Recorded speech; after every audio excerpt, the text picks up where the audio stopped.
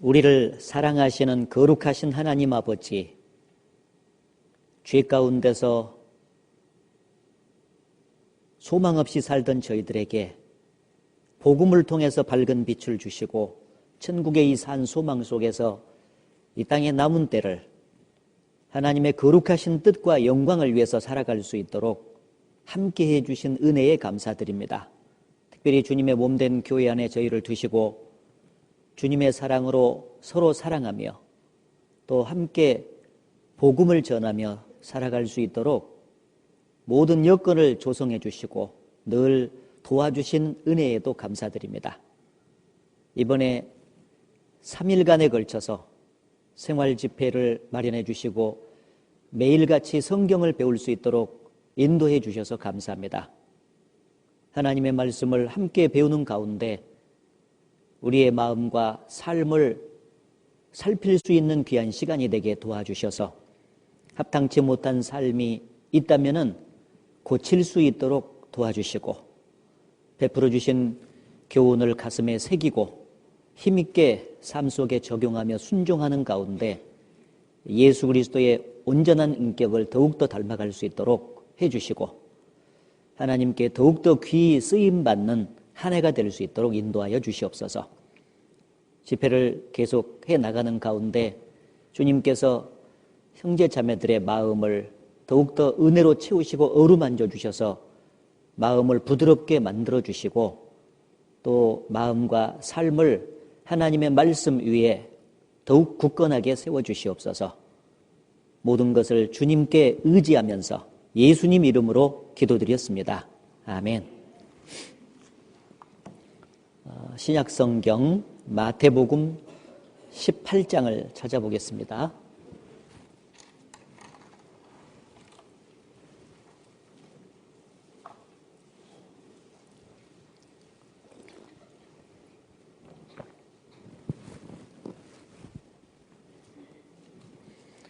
마태복음 18장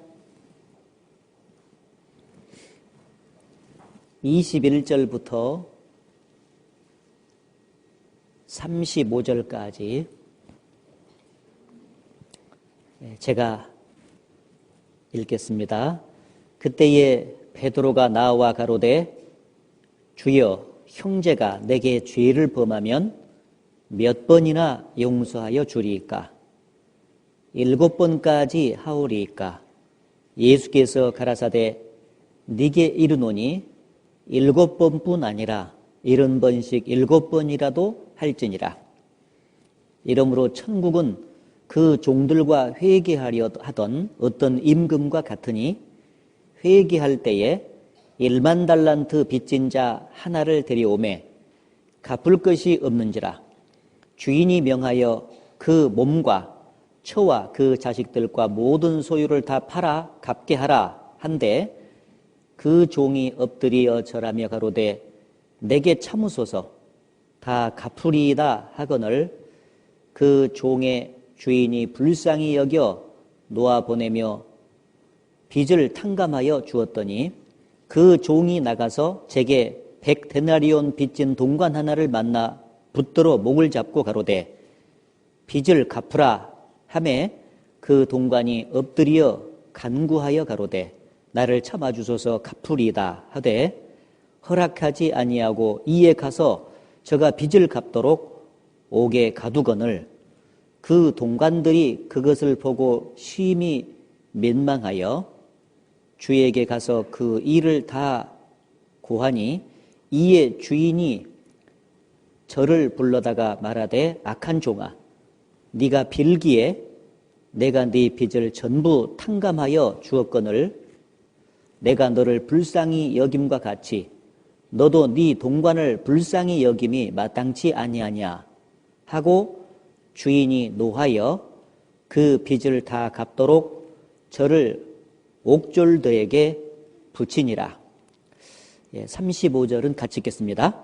너희가 각각 중심으로 형제를 용서하지 아니하면 내 천부께서도 너희에게 이와 같이 하시리라.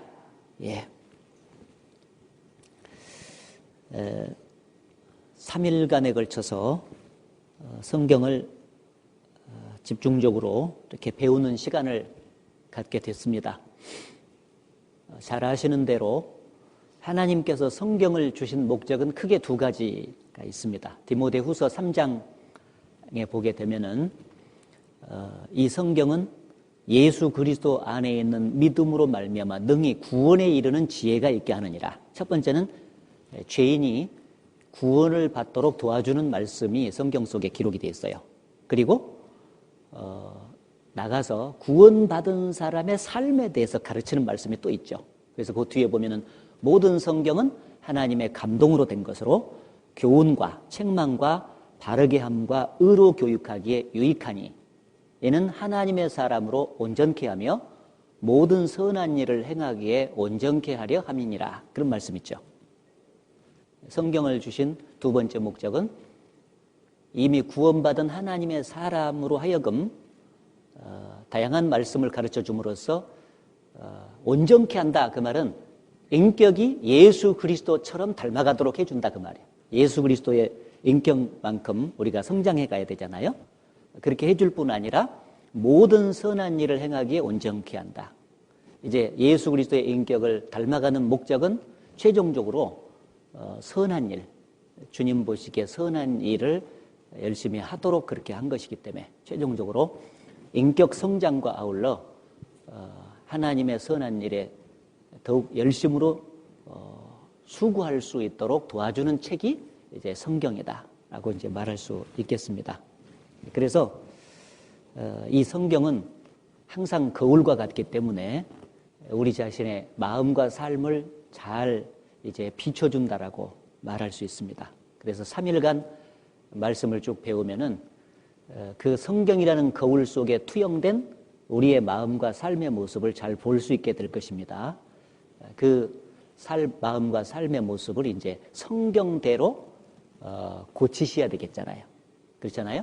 그래서 예레미야 성경에 보게 되면 여기 빨간 실로 이렇게 하나 잡아 놓으시고 예레미야 애가 3장을 한번 찾아보겠습니다. 예레미야 애가 3장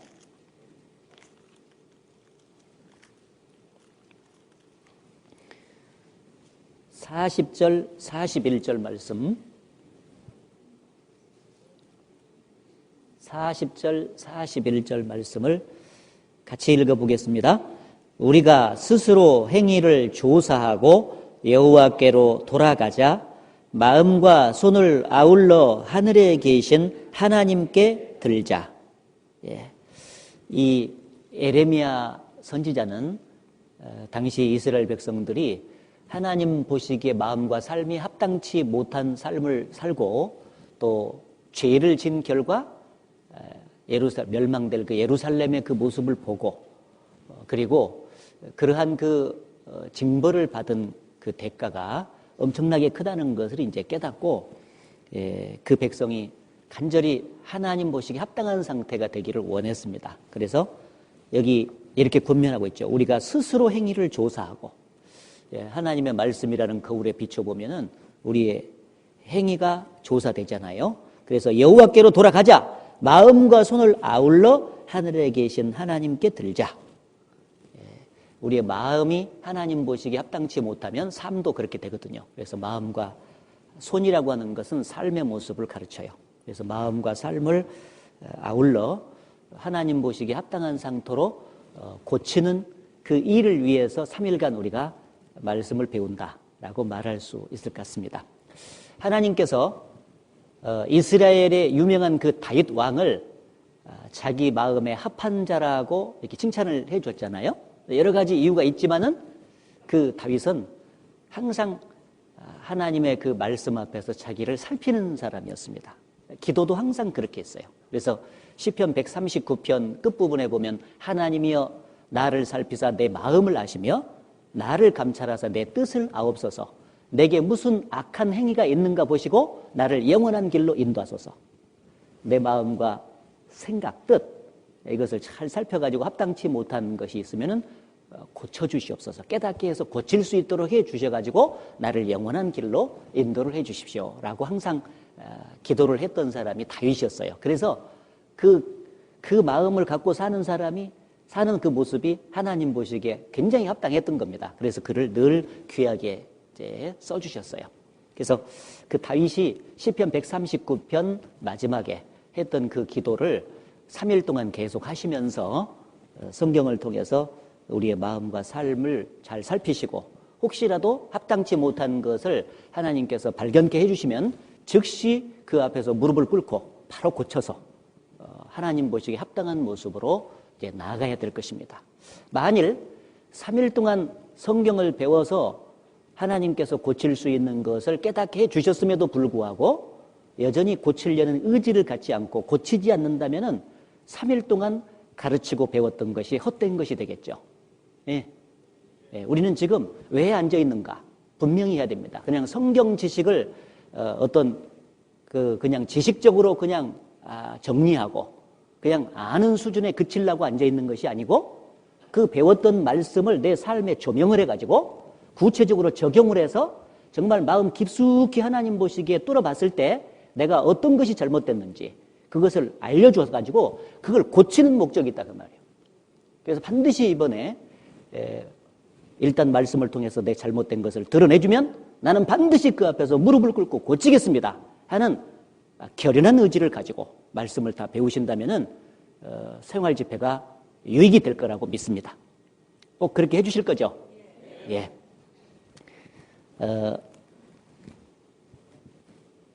예수님께서 2000년 전에 이스라엘 땅을 다니실 때 한 율법사가 질문을 했습니다.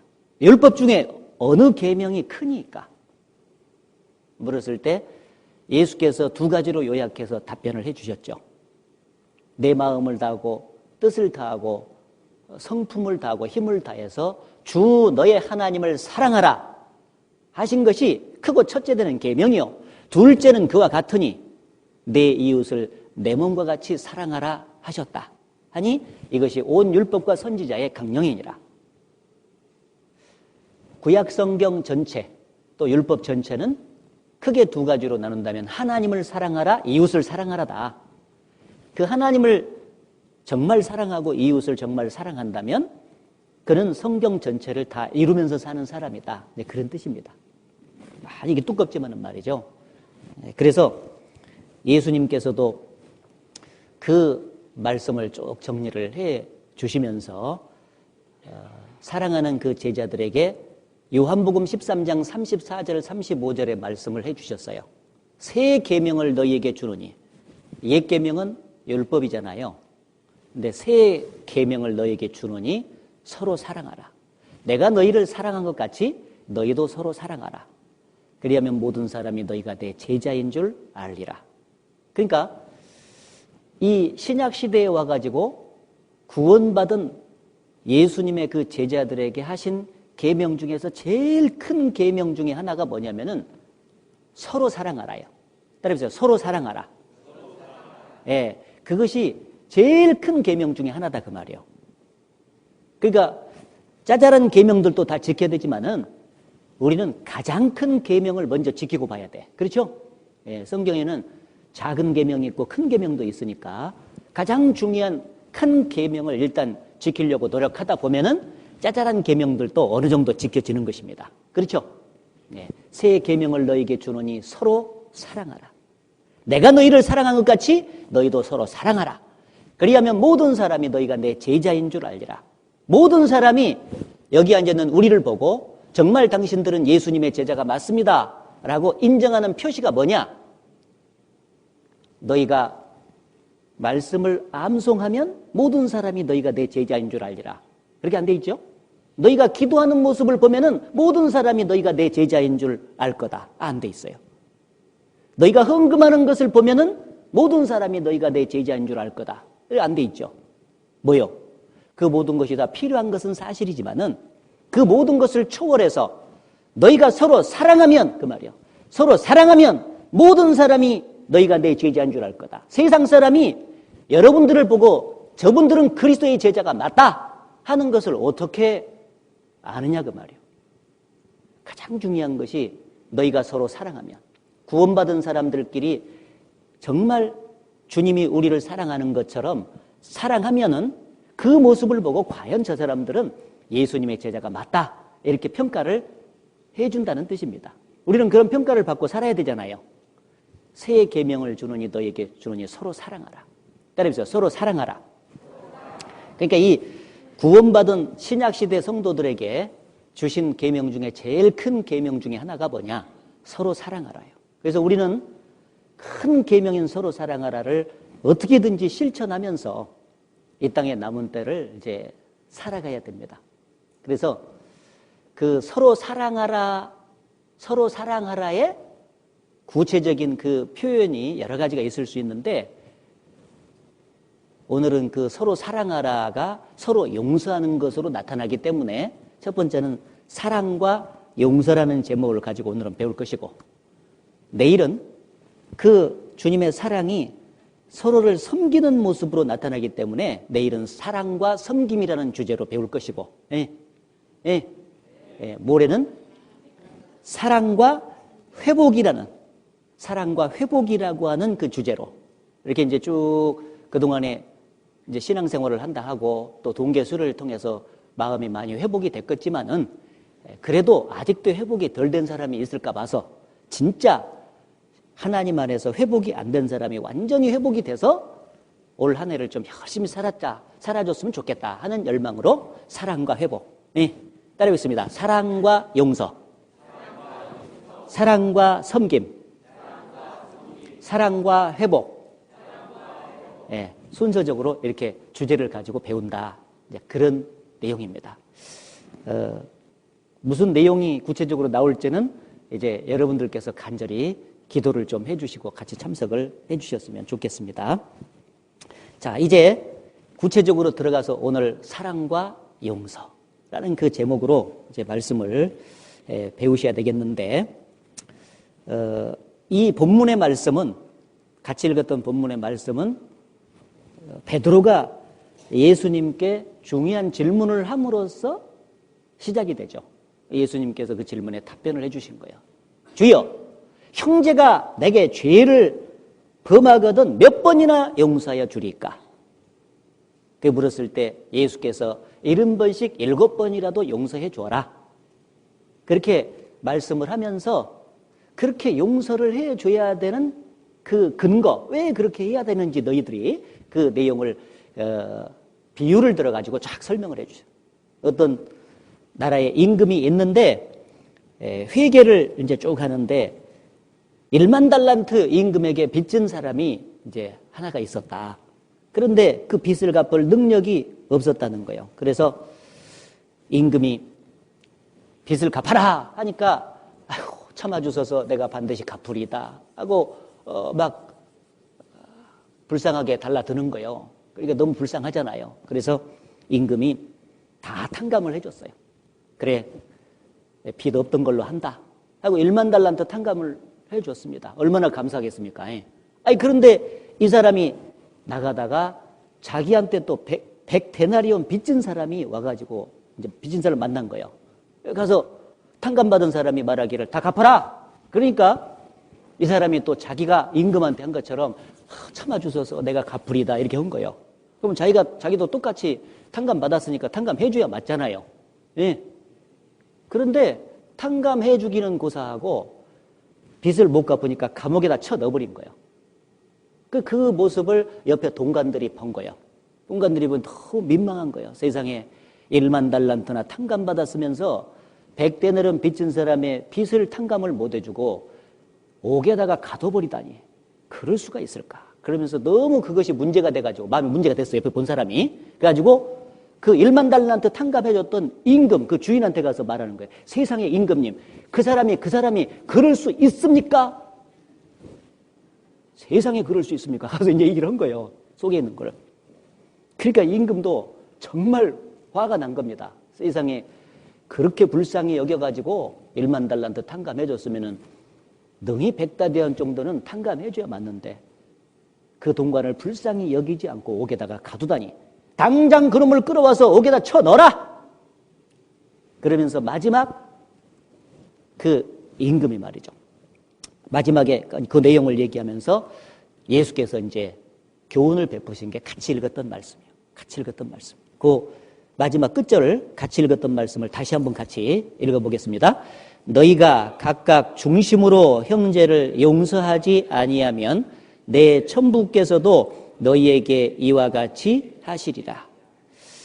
그러니까 이제 이 지금 비유는 중심으로 그냥 피상적으로 그냥 겉핥기식으로 그 말이 아니에요.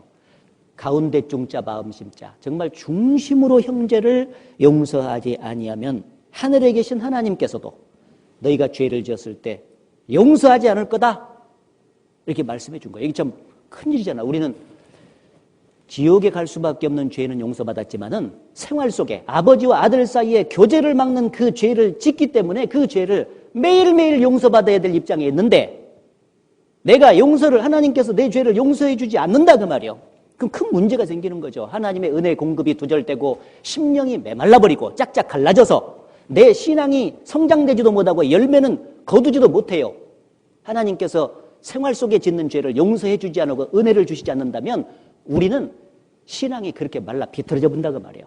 얼마나 심각한 문제인지 몰라. 용서 못 받는다는 게 얼마나 큰 줄 아세요? 그러면 이게 눈이 번쩍 떠져야 되는 거예요. 야, 하나님이 내가 생활 속에 짓는 죄를 지을 때 용서를 안 해주신다? 이거 큰 문제인데 어쩔 때 그런다냐? 나한테 형제 자매가 어떤 죄를 점하고 잘못을 하고 실수를 했을 때 내가 용서를 안 해준다면 하나님이 내 죄를 용서 안 해줄 거다 그 말이야. 그럼 내 신앙은 완전히 끝나버리는 거예요. 그렇게 돼도 좋습니까? 그러니까 성경을 읽을 때 그냥 피상적으로 읽으면 안 돼. 나하고 연관 지으면서 아 이게 큰 문제구나. 그러면 이 문제에 대해서 이제 깊이 묵상이 들어가야 돼. 이건 지금 어떤 교훈을 나한테 주고 있는가. 그래서 그 성경을 통해서 묵상을 해서 삶 속에 이 하나님의 뜻을 적용시켜가지고 내 삶을 부지런히 용서를 잘하는 삶으로 바꿔야 된다 그 말이에요. 바꿔야 하나님도 내 죄를 용서를 잘해주시고 때마다 은혜를 계속 주셔서 심령이 부드러워지고 그 다음에 하나님의 말씀이 내 안에서 꽂혀가지고 나 삶을 변화시키고 그리고 신앙이 성장되면서 열매를 맺는 놀라운 역사가 나를 통해서 나타난다. 그런 얘기죠. 그러면 이제 하나하나 정리를 해봅시다. 오늘 제가 이 본문의 말씀을 통해서 여러분에게 정확하게 전달하고 싶은 메시지의 소주제가 몇 가지가 있는데 첫째는 용서의 한계. 어느 정도까지 우리는 용서해야 되는가? 두 번째는 용서의 근거. 왜 우리는 용서해야 되는가? 그리고 세 번째는 용서를 했을 때 내게 어떤 유익이 올 것인가? 용서의 유익. 네 번째, 용서를 잘하기 위해서는 내가 어떻게 해야 되는가? 크게 이렇게 네 가지 측면에서 말씀을 드려보려고 합니다. 예. 예. 안 들고 계시죠? 예. 첫 번째는 용서의 한계. 이미 눈치채 주셨잖아요. 형제가 내게 죄를 범하거든 몇 번이나 용서하여 주리까? 여기 보면은 예수께서 가라사대 70번씩 7번이라도 용서하라. 아마 당시에는 죄를 범하면은 최대한 견뎌가지고 한 7번 정도까지는 참아라. 이런 개념이 유대인의 그 율법적인 개념 속에 있었던 것 같아요. 구약 개념이죠. 그런데 예수님은 그것을 초월해가지고 하나님의 사랑을 받아들인 사람이라면 70번씩 7번이라도 용서하라. 그러면은 합하면은 490번이죠. 그러니까 형제가 죄를 계속해서 범할 수 있는데 490번까지라도 연거퍼서 용서해라 그 말이에요. 네. 여러분 그렇게 할 수 있겠어요? 없겠어요? 3번도 힘들어 지금. 3번도 힘들어. 네? 내가 3번, 이번까지는 내가 참아준다. 그게 3번이야 되게. 네. 많이 참은 사람이 7번 참을란가. 근데 예수님은 490번을 말씀하셨다. 그 말은 횟수가 중요한 것이 아니다라는 뜻입니다. 이거는 무한히 용서하라. 무한히 용서하라. 계속해서 용서하라. 반복해서 용서하라. 좀 더 정리해서 말하면 제자된 너희들은 용서를 생활화해야 된다. 용서를 습관화해야 된다. 그 말이에요. 계속해서 하면은 무엇이든지 습관화되고 생활화되죠? 예. 21일간 동일한 장소에서 동일한 행동을 반복하면은 습관이 생긴다는 거 아시죠? 그 21일 학습법이에요. 그러면은 계속해서 용서를 반복하라 그 말은 용서가 생활화되어야 되고 구원받은 사람은 용서가 습관화되어야 된다 그 말이에요. 뭔 말을 들어도 막 화가 갑자기 났어. 저 죄를 짓고 막 그랬어요. 그래도 바로 그 말이 생각나서 용서. 이렇게 해서 이쪽에도 또 기분 나쁜 뭐 말을 들었다고 이거예요. 그러면 옛날에는 막 대번에 이는 이, 눈에는 눈이다 이거. 그래서 막 팍 올라왔던 것이 그냥 계속해서 용서 막 계속 하다 보니까 용서가 생활화돼 버렸어. 그렇게 돼야 된다. 그걸 지금 강조하는 거예요. 70번씩 7번이라는 것은. 이해돼요? 그러니까 용서의 한계는 없다. 용서는 할까? 무한히 계속해서 주님 앞에 갈 때까지 그냥 계속 용서하는 삶만이 제자된 그 그리스도인의 합당한 삶이다. 그걸 가르쳐주고 있는 것입니다. 그러면 왜 그렇게 무한히 용서를 하면서 살아야 될까? 그 용서의 근거가 뭐냐? 그리스도인 그 주님의 제자들은 용서의 근거가 아주 확실하죠. 왜냐하면 거듭난 그리스도인들은 예수 그리스도를 통해서 도저히 갚을 수 없는 죄의 용서를 이미 받았어. 무한히 받아버렸어요. 영원히 받아버렸어. 내가 하나님 앞에 지었던 죄 있잖아요. 태어나서부터 지금까지 또 앞으로 죽을 때까지 지었던 그 모든 죄에 대한 용서를 남김없이 다 받았어요. 그런데 그 내가 저지른 하나님 앞에서 지은 죄값은 내 스스로 그 죄값을 도저히 갚을 수 없는 죄값이었어요. 그렇죠? 예레미야 2장이 말씀하시기를 나 주 여호와가 말하노라 너희가 잿물로 스스로 씻으며 수다한 비누를 쓸지라도 네 죄악이 오히려 네 앞에 그저 있으리니 이 세상에 어떤 노력으로도 어떤 선행과 어떤 율법과 어떤 노력으로도 우리가 하나님 앞에 저지른 죄는 털끝만큼도 씻을 수가 없었다 그 말이야. 갚을 수 없는 죄였다 그런 뜻이죠. 예수께서 말씀하시기를 제자들에게 부자가 천국에 들어가는 것은 낙타가 바늘기로 들어가는 것보다 더 어렵다. 제자들이 말씀했습니다. 그런즉 누가 구원을 얻을 수 있습니까? 예수께서 말씀하시기를 사람으로는 할 수 없으되 하나님으로서는 다 할 수 있느니라. 사람으로서는 도저히 죄 문제를 해결할 수 없었다 그 말이야. 스스로. 그 도저히 갚을 수 없는 그 내가 하나님 앞에 저질렀던 죄, 그 죄를 하나님께서 예수 그리스도로 말미암아서 그 보배로운 피로 영원히 속죄를 하고 영원히 용서를 해 주셨지 않냐 그 말이야. 이미. 그래서 값없이 천국에 들어갈 수 있도록 우리에게 소망을 안겨주셨지 않냐 그 말이에요. 선물로 주셨지 않습니까?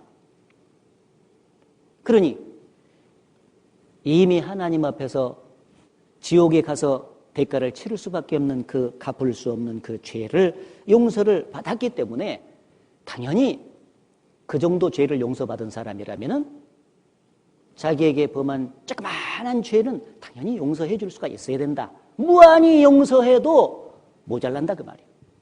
그러면 그것을 이해하기 위해서 뒤에 1만 달란트와 100다네론의 비유를 써준 겁니다. 그 1만 달란트 탕감받은 사람들이 누구냐면 바로 여기 앉아있는 우리들이죠. 그렇죠? 예.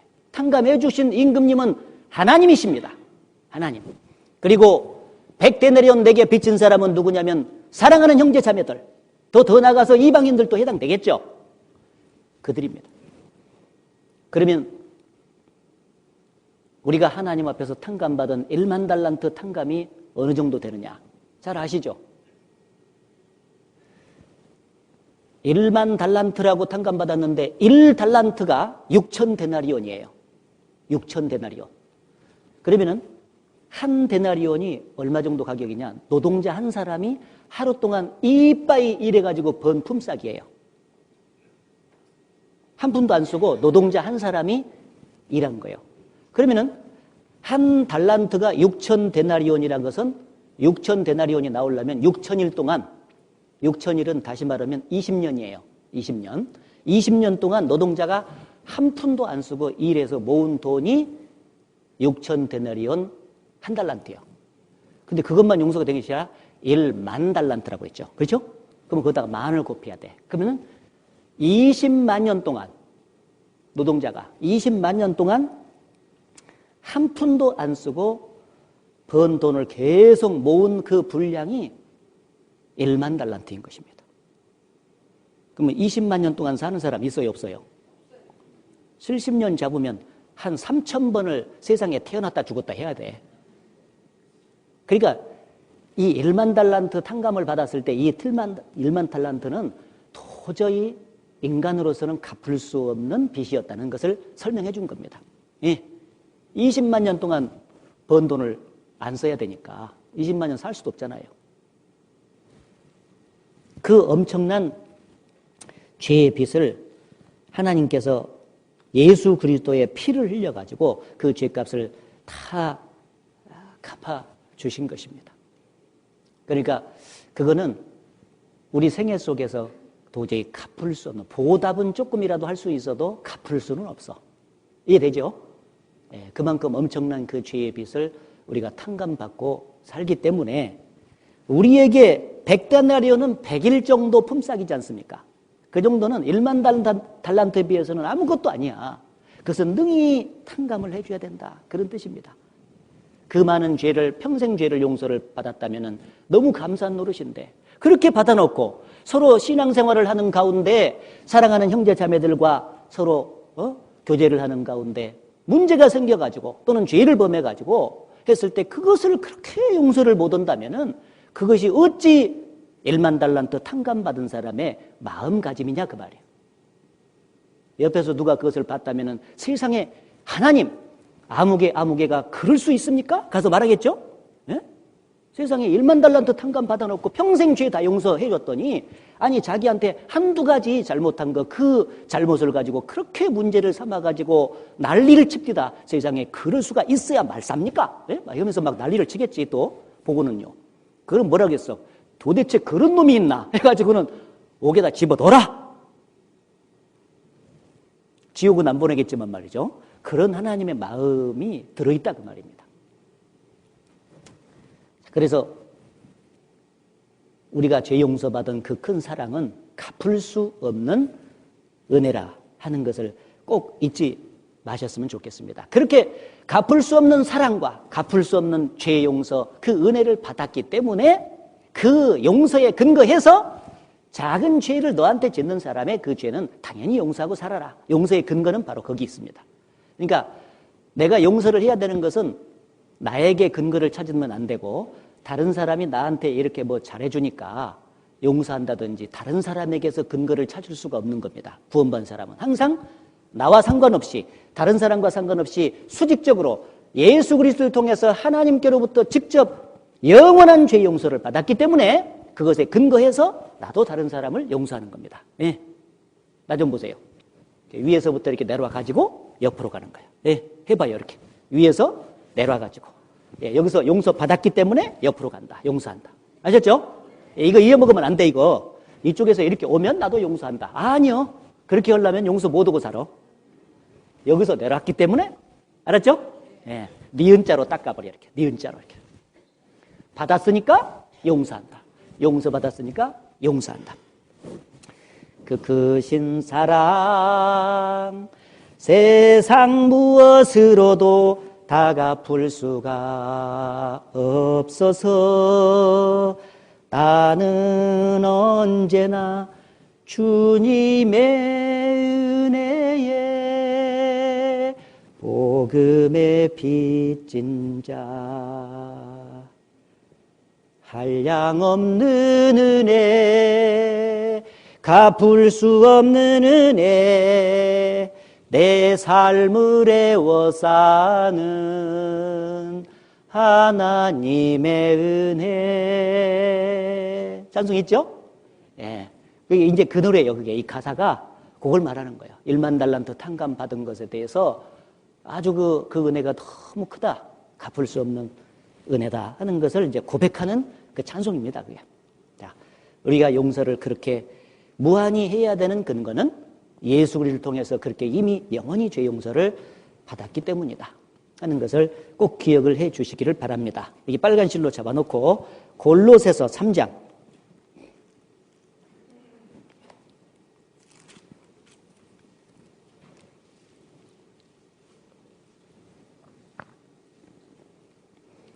골로새 3장 13절 말씀 같이 읽겠습니다. 누가 네게 혐의가 있거든 서로 용서하여 피차 용서하되 주께서 너희를 용서하신 것과 같이 너희도 그리하고. 여기도 근거가 뭐냐면 서로 누가 네게 혐의가 있거든. 혐의는 문제입니다. 문제가 있거든. 옆에다 문제 써놔요.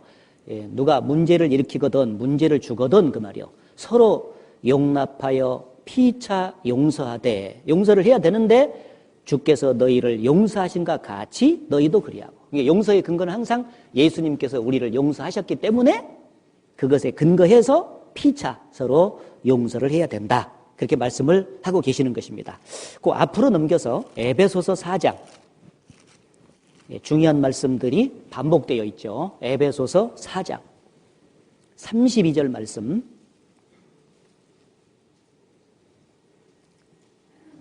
32절을 같이 읽어보겠습니다.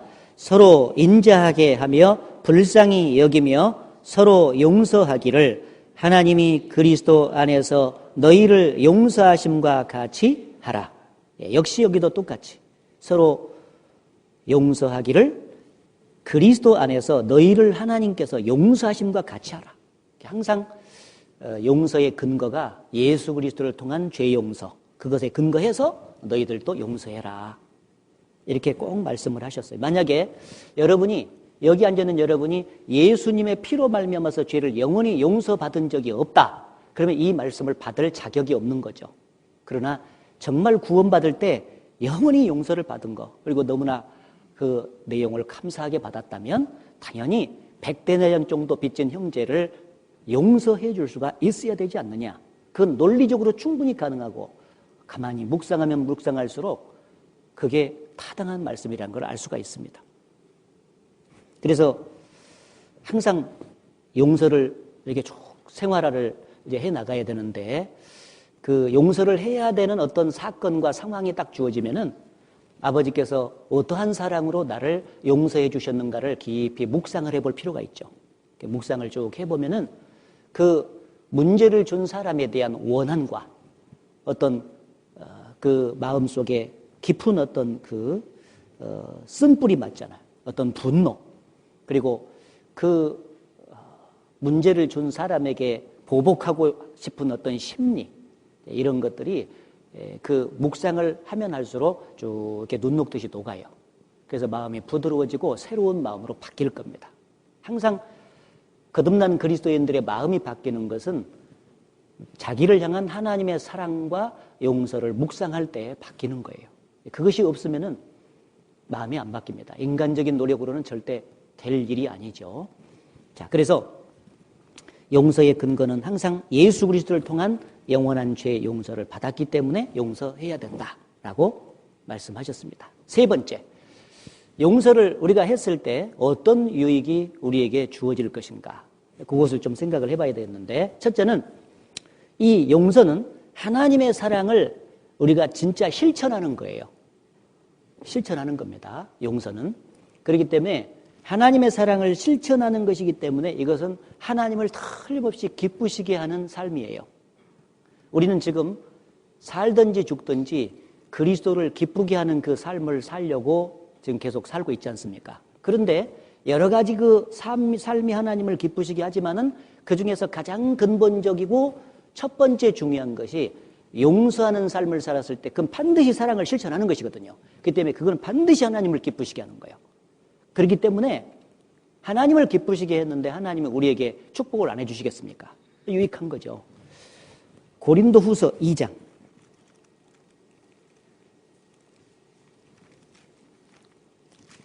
고린도후서 2장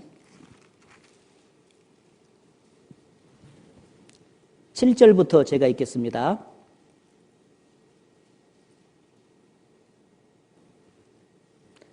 그런즉 너희는 차라리 저를 용서하고 위로할 것이니 저가 너무 많은 근심에 잠길까 두려워하노라. 그러므로 너희를 구원하노니 사랑을 저희에게 나타내라. 너희가 범사에 순종하는지 그 증거를 알고자 하여 내가 이것을 너희에게 썼노라. 너희가 무슨 일이든지 네게 용서하면 나도 그리하고 내가 만일 용서한 일이 있으면 용서한 그것은 너희를 위하여 그리스도 앞에서 한 것이니 이는 우리로 사단에게 속지 않게 하려 함이라. 우리가 그 계기를 알지 못하는 바가 아니로라. 이 사탄은 말이죠, 구원을 딱 받으면 구원받은 무리 가운데 주님이 주인으로 계시면서 인도하시잖아요. 근데 동시에 마귀도 함께 역사를 해요. 보이지 않지만 이 자리도 와겠어요. 이 자리도 주님이 두세 사람이 내 이름으로 모인 곳에 나도 그들 중에 있느니라는 약속대로 말씀을 전하고 받는 이 자리에 주님이 역사하시면서 여러분의 마음을 바꿔주실 겁니다. 말씀으로. 동시에 그 말씀이 마음에 들어가지 못하도록 또 방해를 하는 존재가 있는데 그게 마귀다 그 말이에요. 항상 같이 역사해요. 같이. 그래서 마귀는 어쨌든지 구원받은 사람들이 하나가 되는 것을 깨려고 하잖아요. 그 이제 하나가 되는 것을 깨려고 하는 그 수단 중에 하나가 뭐냐면 용서 못하는 마음을 갖게 하는 겁니다. 그러면은 하나가 깨져버리거든. 절대 용서 못해. 그럼 다 갈라져 버리지. 그렇잖아요? 부부 사이에도 서로 용서하면 하나가 되지만 용서 못해. 그럼 다 갈라져 버리거든. 하나가 되는 것이 깨지면 역사가 안 나타나니까 마귀가 너무너무 기뻐할 것 아니겠어요? 여기 지금 이 내용이 뭐냐면은 고린도 교회에 일정 부분 죄를 범한 사람이 있었던가 봐요. 근데 깊이 그 죄에 대해서 뉘우치고 돌이키니까 이제 바울 사도 입장에서는 그 형제를 이제 용서를 이제 해준 거예요. 마음에서. 그러면서 그 죄를 범하고 깊이 돌이킨 형제를 이제는 용서해라 하고는 고린도 교회에다가 지금 얘기하는 거예요. 너희가 정말 하나님을 사랑하느냐? 사랑한다면 증거를 보여주는데 그 증거는 용서로 나타난다. 그 말이 이 말이에요, 지금. 거기 8절을 다시 보시면은 그러므로 너희를 구원하노니 사랑을 저희에게 나타내라. 그럼 사랑이 어떻게 나타나냐? 뒤에 10절에 용서하면 이렇게 돼 있죠. 용서로 나타나는 거예요. 용서로. 그러니까 제가 여기서 강조드리고 싶은 말씀은 중요한 것은 이 용서가 하나님의 사랑을 실제로 실천하는 것이 되기 때문에 하나님을 참으로 기쁘시게 하는 일이 될 것이다. 만일 어떤 사람이 하나님을 사랑한다고 말은 하면서 형제 자매의 죄와 허물을 용서를 못 해줬어요. 실수를 덮어주지 못하고 용서를 못 해줬어. 그러면은 그는 참으로 하나님을 사랑한다라고 말할 수 없습니다. 왜?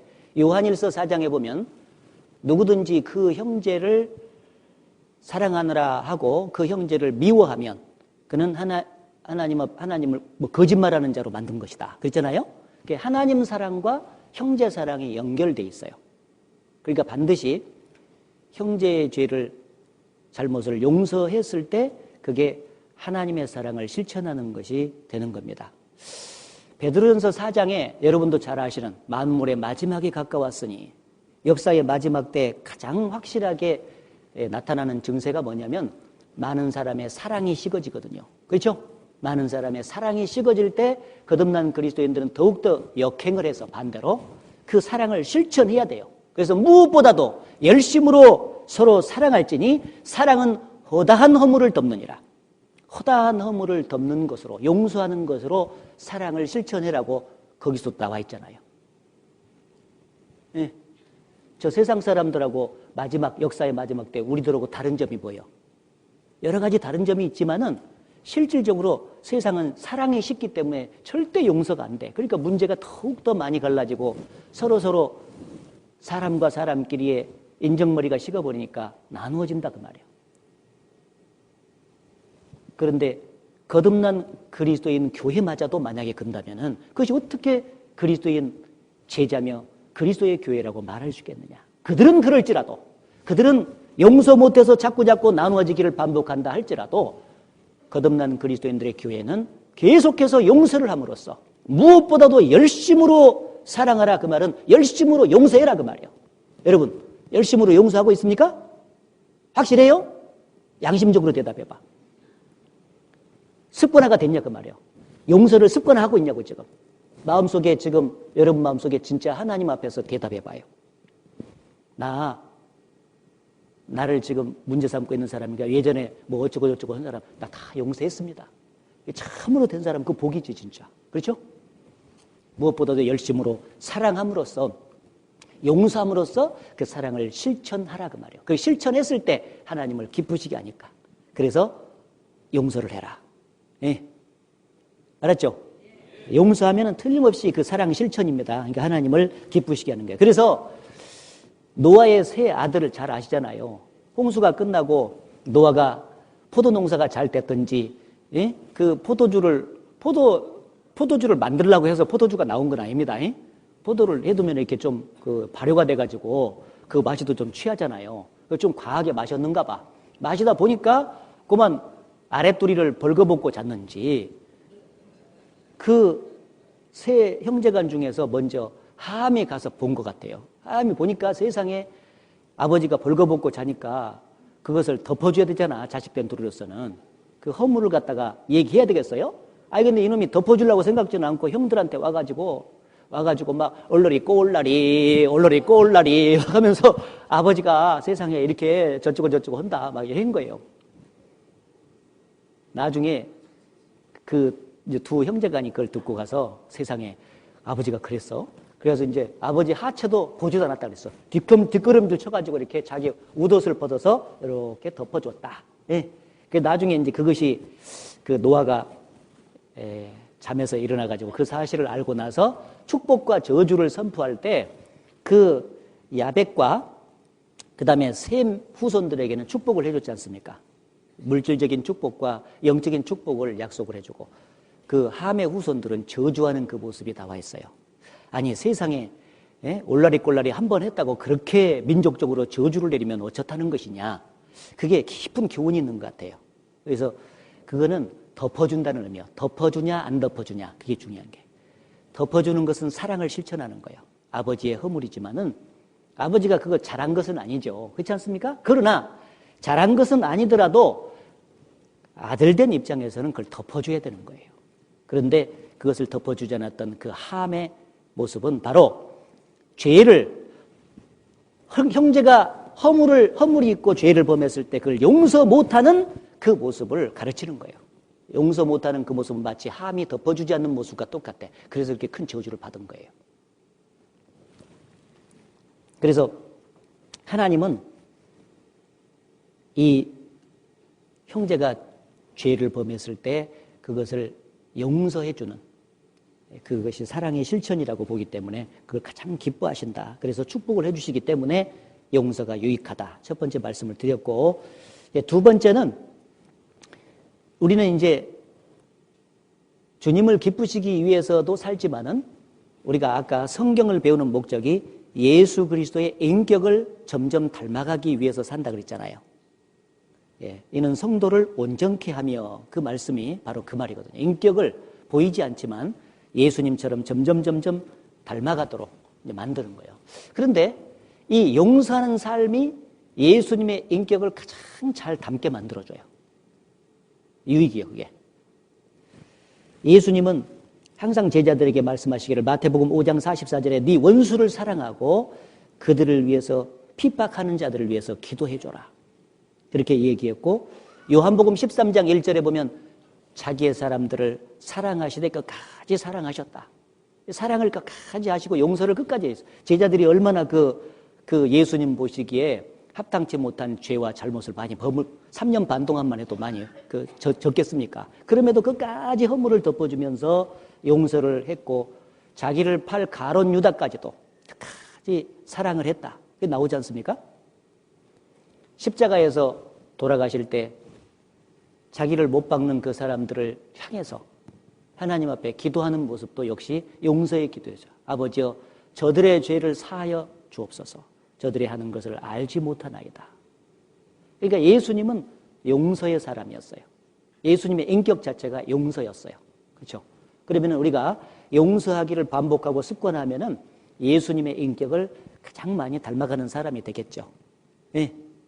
이 세상에서도 아마 그래요. 인간관계 속에서도 틀림없이 저 정도 되면 저 사람이 화를 내고 한바탕 해야 되는데, 문제를 삼아야 되는데 계속 용서해 주시고, 용서하고 참고, 그 다음에 끝까지 잘해주려는 그 모습을 하는 사람들은 되게 훌륭해 보이죠. 예. 눈 좀 떠봐요. 계속 그 훌륭해 보이지 않습니까? 예.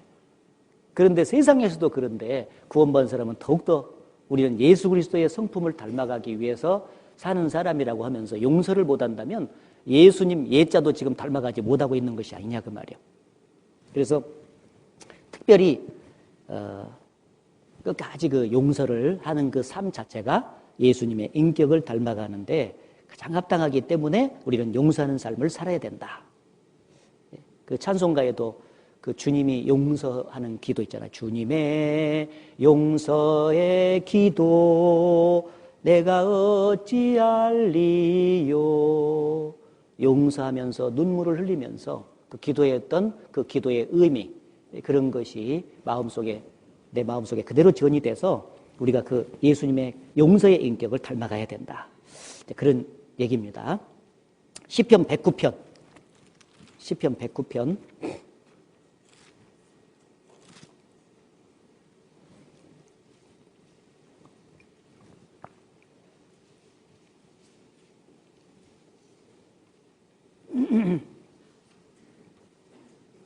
시편 109편 4절 말씀 같이 읽겠습니다.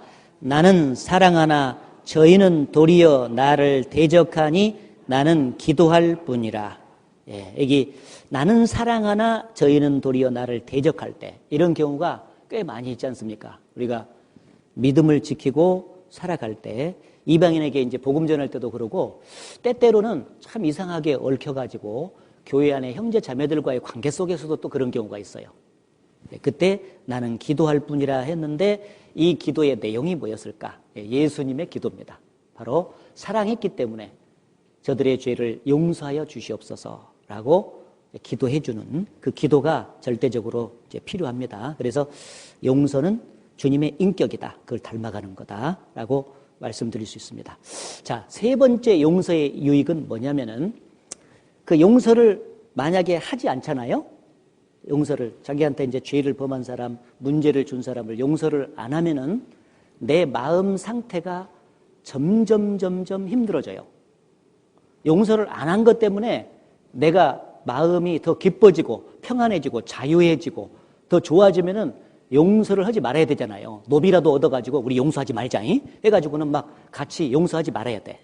그런데 용서를 해야 내 마음이 평안이 있고 자유가 와. 참 이상해. 용서 못하면 내 양심이 그 사람에게 자꾸 매이는 것입니다. 참 이상해. 생각날 때마다 용서 못하면은요, 그게 미워지잖아요. 자꾸 하고 있어. 나도 모르는 사이에. 그놈이 미운데, 그놈이라고 해야지, 이제 일단은. 미운데, 미운 놈을 자꾸 내 마음속에 품고 있는 거야. 그럼 자기만 힘들지. 그렇지 않습니까? 내가 상처가 있는데 여기에 계속해서 소금을 쳐 발라봐. 그러면 더 쓰리는 것은 나지. 안 그래요? 그놈을 생각을 안 해야 맞는 것인데 이상하게 용서를 못 하면은 틈만 나면은 푹 올라오면서 그놈이 그럴 수가 있을까 해가지고는 자꾸 내 마음속에 그놈이 있다니까 파고들어 자꾸. 그게 문제지. 그러니까 이제 문제는 용서를 만약에 않고 가면은 이 상처가 점점 깊어집니다. 내 마음속의 상처가. 그 사람이 나한테 상처를 줬으니까 내가 지금 용서 못 할 것 아니요. 예. 그러니까 이게 깊어지는 거예요. 가지고 그것 때문에 마음속에 원한이 생기고 분노가 생겨요. 분노가 생겨 올라와 막 팍 올라오고. 그리고 때때로 보복하고 싶은 심리가 딱 생겨. 근데 구원받은 사람은 성경에 원한을 가지면 된다고 안 돼 있지. 그 다음에 화를 내더라도 해가 지기 전에 분을 품지 말라고 돼 있지. 그렇죠? 예, 보복은 또 하나님 것이니까 절대 보복하지 마라 그랬지. 너무 힘든 거예요, 이게. 용서 못하니까 이게 원한과 분노와 그 다음에 보복하고 싶은 마음이 막 올라오는데 성경은 또 그걸 못하게 해. 그러니까 막 그것을 감싸고 있으려니까 막 쓰라리고 힘들고 상처가 더 깊어지는 거예요. 이해돼요? 예, 그러니까 하나님께서 용서를 하라 그 말은 그 사람을 위해서도 그렇지만은 근본적으로는 누구를 위해서? 그렇습니다. 나를 위해서 용서 못하고 있는 나를 위해서 용서하라고 해준 거예요. 용서 못하면 그 사람에게 내 마음이 매이니까. 그래서 용서 못하고 있고 미워하는 마음이 있으면요, 영적으로 내 마음이 밝아야 되는데 제일 먼저 어둠이 딱 찾아와요. 어둠이 찾아와서 내 마음을 딱 덮고, 그리고 자유와 평강이 딱 사라져버려. 그러니까 이게 엄청난 손해입니다. 그걸 꼭 이번에 기억해야 돼요. 이것을 잘 기억하면은 아이고야, 용서 빨리 해야 되겠다 그 생각이 퍼뜩 들 텐데, 내가 손해니까. 사람은 손해난 짓은 잘 않잖아. 예. 그렇죠? 이익된 것을 하려고 그러지 자꾸. 요한 1서를 찾아보세요. 요한 1서 2장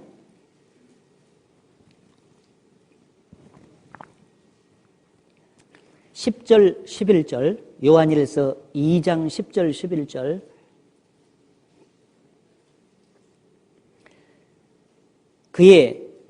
그 형제를 사랑하는 자는 빛 가운데 거하여 자기 속에 거리낌이 없으나, 같이 읽겠습니다. 그의 형제를 미워하는 자는 어두운 가운데 있고 또 어두운 가운데 행하며 갈 곳을 알지 못하나니 이는 어두움이 그의 눈을 멀게 하였음이니라. 예, 형제를 미워한다 그 말은 지금 용서 못하고 있다 그 말이에요. 용서를 못하는 것 때문에 마음속에 어두움이 찾아온다, 그런 얘기죠.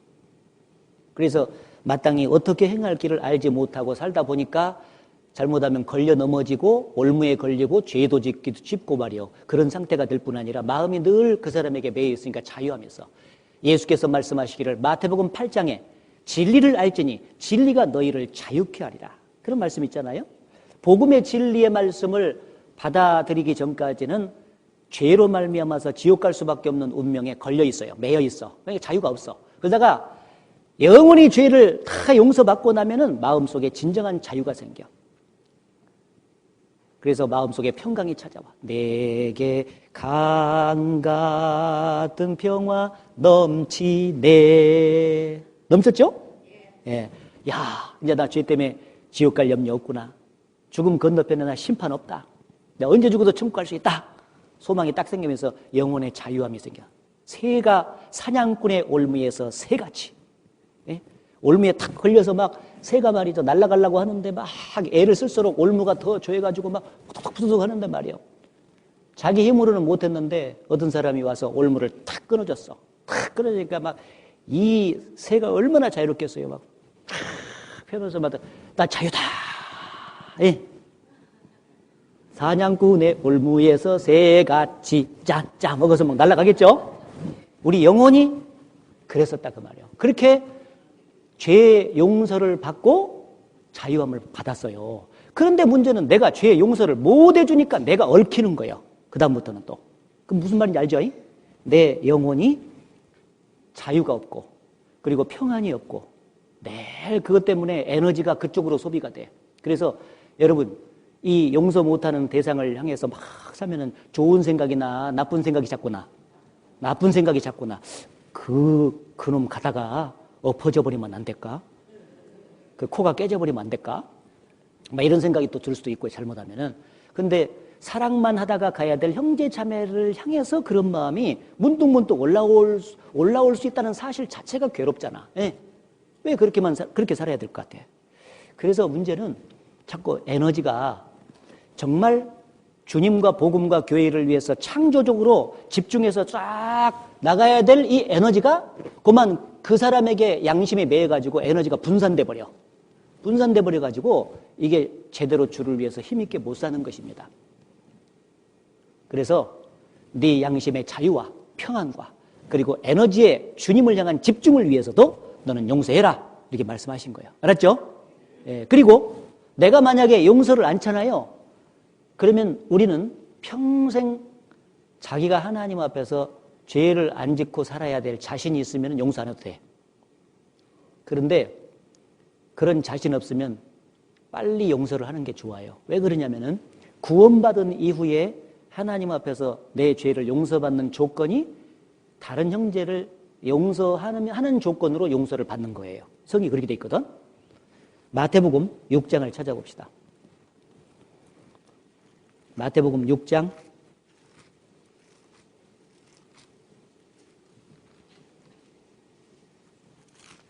6장에 주기도문이 먼저 있죠. 12절 먼저 봅시다. 우리가 우리에게 죄를 지은 자를 사하여 준 것 같이 우리 죄를 사하여 주옵시고. 우리 죄를 사해달라는 그 기도는 생활 속에 지은 죄입니다. 자백하면서 돌이키면서 사해달라고 하는 거잖아요. 그런데 그 죄가 사함받는 조건이 우리에게 죄 지은 자를 사하여 준 것 같이 전제되어 있고, 또 14절에 보시면은 너희가 사람의 과실을 용서하면 너희 천부께서도 너희 과실을 용서하시려니와 너희가 사람의 과실을 용서하지 아니하면 너희 아버지께서도 너희 과실을 용서하지 아니하시리라. 그러니까 아버지 하나님이 내 죄를, 과실을 용서하는 조건이 뭐냐면 우리가 우리에게 죄 지은 자를 용서하는 것이 전제되어 있어요. 맞죠? 네, 그러니까 우리가 죄를 용서 않고 있으면 절대 용서를 빌어도 용서 안 해주는 거예요. 안 해주면 아까 무슨 현상이 생긴다 그랬죠? 이 하나님께서 말씀과 교제 속에서 우리 마음속에 은혜를 때를 따라서 내려줘요. 이렇게. 오늘도 지금 마음속에 은혜가 들어가야 돼. 지금 내리고 있다고 믿어요. 그런데 그것이 용서가 안 된 채 있으면 그게 마치 걸레뭉치 물린 것처럼 딱 망쳐 있는 거예요. 은혜가 이 심령에 흡수가 안 되는 것입니다. 그러면 계속해서 어떻게 현상이 생기냐? 논바닥에 물 안 대져가지고 갈라지는 현상처럼 생기는 거예요. 논바닥에 물이 흥건히 적시고 부들부들해야만이 식물이 잘 자라가지고 열매를 튼실하게 맺힐 텐데 땡땡 가물어 가지고 갈라져 버렸어, 바닥이. 그러니 어떻게 이 벼가 자라가지고 열매를 제대로 맺히냐 그 말이야. 느리끼리하니 그냥 자라다가 쭉정이만 자랄지 나올지 몰라요. 그러니까 이게요, 이 은혜를 받는다는 것이 대단히 중요한데 그걸 막는 게 죄가 딱 막혀 있으면 은혜를 막아요. 그러면 이제 우리가 자백하면 용서해 준다고 약속했으니까 그걸 용서를 그 말씀을 딱 붙잡고 하나님 앞에 용서 빌잖아요. 그런데 하나님이 그런 거예요. 내가 용서를 딱 잘못했어 오늘. 하나님은 내가 뭐 때문에 용서 빕니다. 잘못했습니다. 그러면 야, 너 아까 너한테 그 형제가 뭐라고 그래서 너 지금 문제 삼았는데 그 용서하고 있냐? 딱 물어보는 거예요. 그래서 용서 못했으면은 용서 안 해주시는 거예요. 안 해준다 그 말은 철저하게 손해요, 우리가. 제가 모두에 처음에 시작할 때도 이 내용 강조해서 말씀드렸죠? 그런데 이거 또 얘기하는 이유는 뭐냐면 진정한 우리에게 유익이 뭐냐 그 말이에요. 용서를 할 때 하나님 앞에서 용서를 받고 은혜를 받고, 용서를 할 때 그 사람에게 내 양심이 매이지 않고 자유함을 얻게 되고 평안을 얻게 된다. 그러니 용서하는 삶을 반드시 살아야 된다. 오케이? 네. 네 번째는 이 용서를 하면은 형제 자매와 관계가 이제 화목이 되고, 그리고 교회가 하나가 됩니다.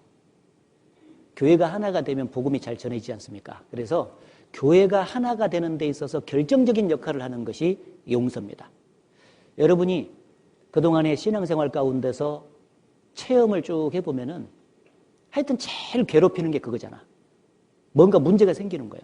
그러면은 그것을 빨리 용서를 해버리고 해결하면은 하나가 되고 전혀 문제가 안 되잖아요. 같이 일하는데도 문제가 안 생기고 그러거든요. 용서가 안 되면은 서로 만나도 띠띠 해가지고는 이게 그 똑같은 공간에서 있었는데도 서로 용서가 안 되고 있을 당시에는요, 굉장히 거북해, 그게 막. 예. 거북해. 그러니까 무슨 뭐 물건을 들라고 해도 말이죠.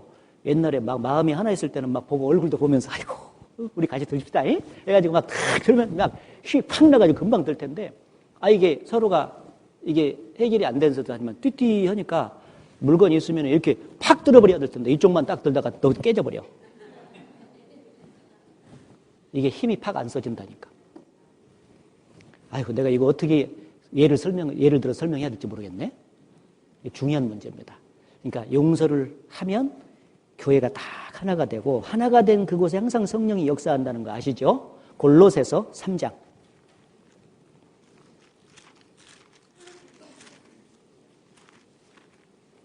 골로새서 3장 14절 말씀.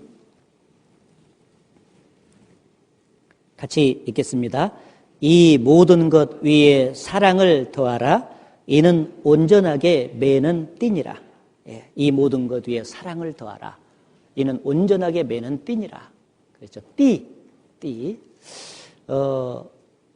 그 막대기 있잖아요. 막대기가 여러 개 있는데 이 여러 개를 갖다가 딱 한꺼번에 이렇게 세우려면은 그냥은 안 되죠. 예. 세우려면 어떻게 되면 띠를 가지고 이걸 딱 묶고 세우면 세워지는 거예요. 그냥은 안 세워져. 이 띠 역할을 하는 게 사랑이다 그랬는데 구체적인 그 방법이 용서요. 그래서 용서함으로써 사랑을 실천하면은요, 점점 형제 자매들 간의 간격이 좁아지고 하나가 되면서 성령께서 역사를 하게 되는 것입니다. 그래서 이 교회의 유익을 위해서도 반드시 나 하나쯤이야 내가 용서 못하고 산들 무슨 뭐 교회에 피해가 있겠나, 절대 이런 생각하면 안 돼요. 나 하나라도 용서하고 살면은 마음속에 딱 하나가, 이제 교회가 하나가 돼서 힘차게 주를 위해서 살게 나가게 될 것입니다. 그리고 또 하나, 다섯 번째 용서를 하게 되면 유익이 있는 것은 이 복음을 힘있게 증거하게 돼요. 왜 그러냐면은 요한복음 20장을 먼저 찾아드릴게요. 요한복음 20장에 잘 아시는 말씀이지만 한번 봅시다. 요한복음 20장, 부활하신 예수님께서 제자들 앞에 나타나가지고 이제 사명을 맡기신 대목이죠. 21절, 요한복음 20장 21절.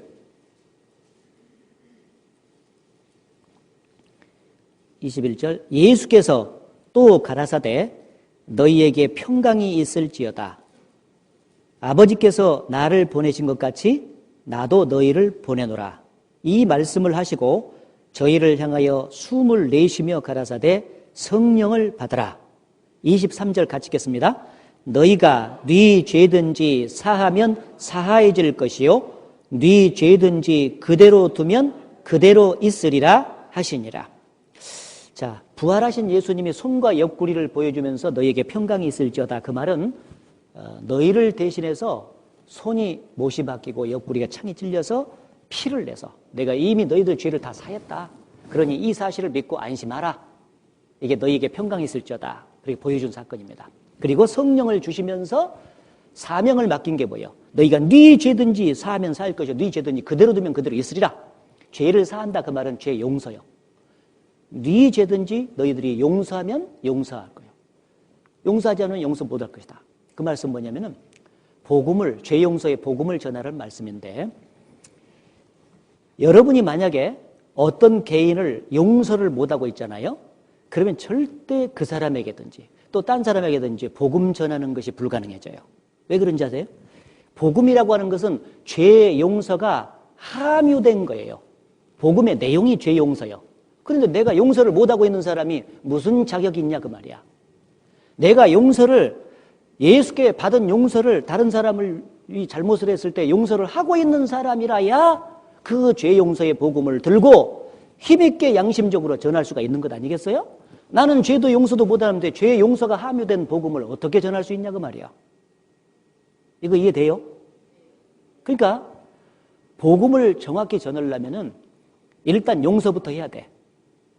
하나님 앞에서 정말 그 형제나 자매를 용서하고 또 이방인 중에서 나에게 문제를 주는 사람이 있다면 그 용서를 해야만이 죄 용서가 함유된 복음을 진정한 의미에서 힘있게 전달할 수 있고, 그리고 용서를 한 나의 심령을 통과해서 성령께서 역사하실 거예요. 만일 내가 복음은 전한다고 말은 하는데 죄 용서가 함유되어 있는데 내 마음속에서는 누구를 용서를 못하고 있다면 성령이 역사하려다가 여기서 딱 제한을 받게 된다 그 말이에요. 네.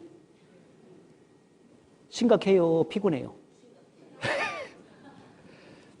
좀 피곤하지만은 들어보니까 참 심각한 문제잖아요. 가만히 보니까. 그러니까 이 용서의 유익은 일단 용서를 생활화하게 되면은 그게 복음을 전할 때 걸리적거리는 것이 없잖아요. 그러니까 복음 잘 전할 수 있다 그 말이에요. 알았죠? 예. 죄의 사함으로 말미암는 구원을 알게 하리니. 그 죄의 사함이 함유된 복음은 죄를 용서하고 사는 사람만이 전할 수 있는 자격이 있다. 이렇게 분명하게 말씀을 드릴 수가 있습니다. 그래서 그 용서를 하고 사는 사람은 이제 복음을 부끄러워하지 않고 담대하게 전할 수가 있게 되는 것이죠. 자, 이제 용서를 했을 때 유익이 되는 거 크게 5가지 말씀을 드렸고요. 이제 용서를 잘 하기 위해서는 이제 어떻게 해야 될까? 그것을 몇 가지 말씀을 드리면서 오늘 이제 마감을 지어야 되겠네요. 자, 용서를 잘 하기 위해서는 첫째, 주님께서 내게 베풀어 주신 그 사랑의 크기를 점점 더 많이 깨달아 알아가야 된다. 사랑의 크기와 넓이와 깊이를 깨달아, 그런 말씀이 그 에베소서에 기록이 되어 있잖아요. 신앙생활을 해나가면서 점점 나를 향한 하나님의 사랑이 너무 크다 하는 것이 더욱더 느껴질수록 다른 사람이 나에게 죄를 짓는 것은 작아 보이는 거예요. 작아 보이니까 능히 용서가 가능해. 그래서 사랑의 크기를 좀 많이 깨달아야 된다. 그런 얘기인데, 누가복음 7장을 찾아보겠습니다. 누가복음 7장.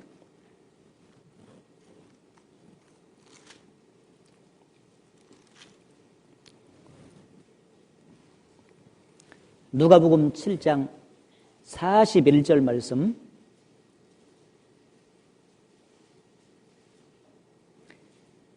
예, 40절에 제가 읽어보겠습니다. 40절. 예수께서 대답하여 가라사대 시몬아 내가 네게 이를 말이 있다 하시니 저가 가로되 선생님 말씀하소서. 가라사대 빚주는 사람에게 빚진 자 둘이 있어 하나는 500데나리온을 졌고 하나는 50데나리온을 졌는데 갚을 것이 없으므로 둘 다 탕감하여 주었으니 둘 중에 누가 저를 사랑하겠느냐?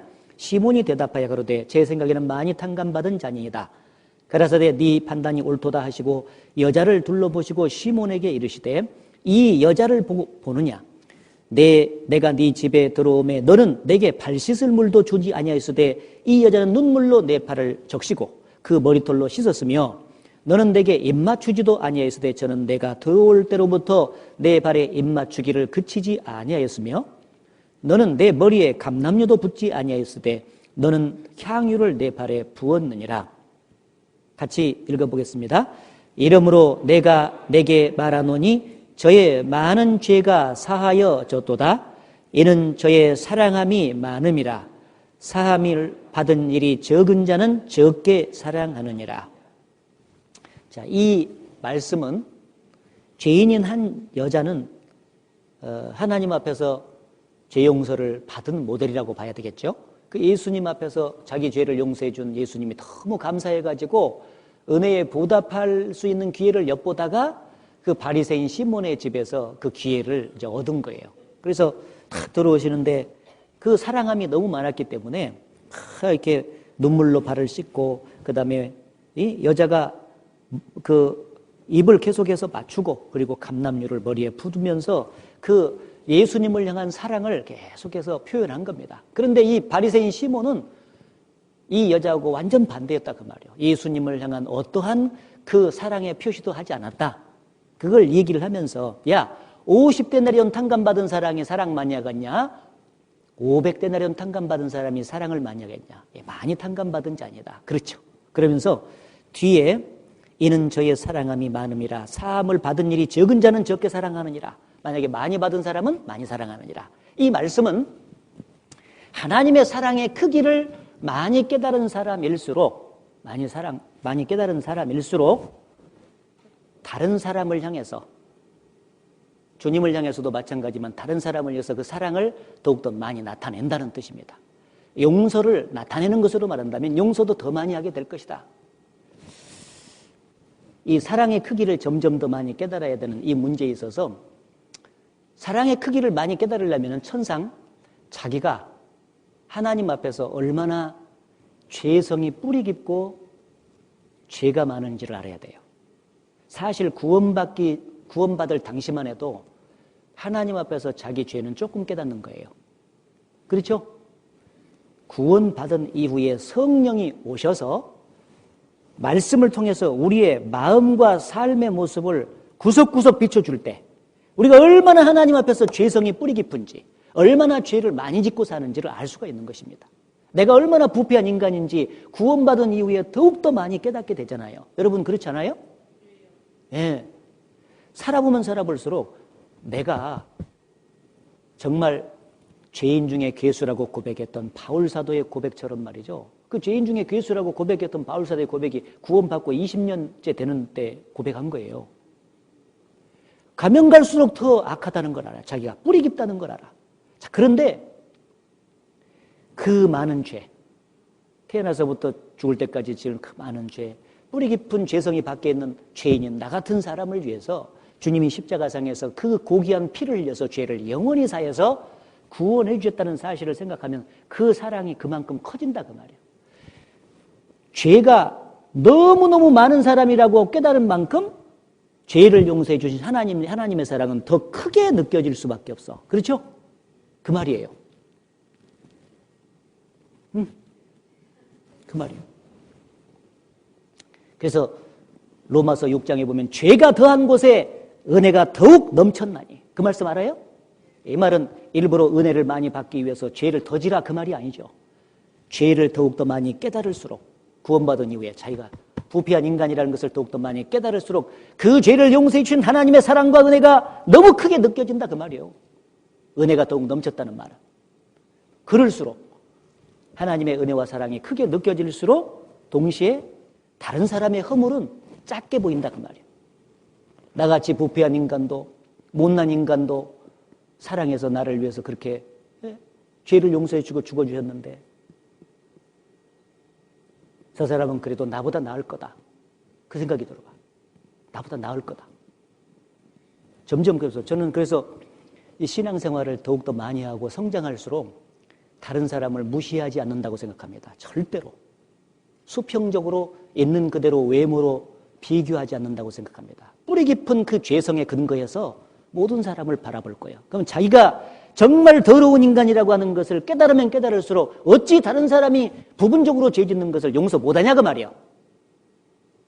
그렇게 큰 죄인인 나를 용서했는데 그렇게 작은 죄를 진 그 형제를 나보다 악하다고 말할 수 있겠습니까? 안 되지.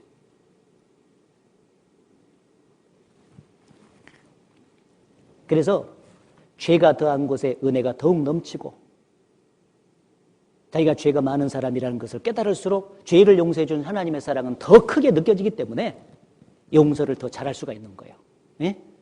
그래서 자기 자신을 성찰을 좀 많이 하고 자기가 너무 악하다는 사람인 것을 발견하고 하나님의 사랑의 크기를 점점 더 많이 깨닫는 것이 죄 용서를 잘할 수 있는 첫 번째 비결이다. 이렇게 말씀을 드릴 수가 있습니다.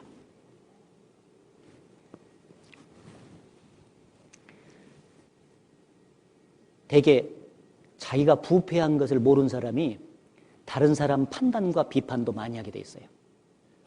볼까요? 마태복음 7장에 예수님 말씀에 그 말이 들어있는 거예요.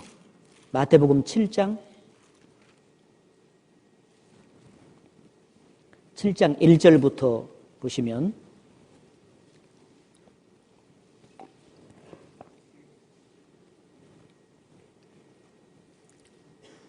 비판을 받지 아니하려거든 비판하지 말라. 너희의 비판하는 그 비판으로 너희가 비판을 받을 것이요 너희의 헤아리는 그 헤아림으로 너희가 헤아림을 받을 것이니라. 같이 읽겠습니다. 어찌하여 형제의 눈 속에 있는 티는 보고 내 눈 속에 있는 들보는 깨닫지 못하느냐. 보라 내 눈 속에 들보가 있는데 제가 읽겠습니다. 어찌하여 형제에게 말하기를 나는 네 눈 속에 있는 티를 빼게 하라 하겠느냐. 외식하는 자여 먼저 네 눈 속에서 들보를 빼어라. 그 후에야 밝히 보고 형제의 눈 속에서 티를 빼리라. 자기 속에 지금 들보가 있는데 그것은 보지 못하면서 형제의 들보보다 훨씬 작은 티는 빼게 하라고 그렇게 얘기하는 사람들이 있다. 이게 뭐예요? 이게 자기가 하나님 앞에서 자기의 더러운 죄를 저희가 더러운 인간이라고 하는 것을 성찰을 많이 못한 사람일수록 들보가 있는데도 티를 빼라고 하는 거예요. 하나님 앞에서 자기를 볼 줄을 모르고 죄 없는 완전하신 하나님 앞에서 볼 때 나는 얼마나 죄가 많은 사람이었냐 그 말이에요. 그리고 그 용서는 얼마나 컸는가. 아니 그런데 그걸 보지 못한 사람들은 수평적으로만 비교를 하니까 저 사람보다 내가 좀 나은 것만 자꾸 생각이 나거든요. 그러면서 부족한 부분을 보면서 티를 빼라고 하는데 자기 속에 사실 하나님 보실 땐 덜보 들어있다는 얘기거든. 야, 그 말은 뭔 말이냐? 너 지금 다른 사람 티 있다고 그거 빼라고 자꾸 비판하는데 너는 더 있어. 더 있어야 그런 얘기예요, 지금.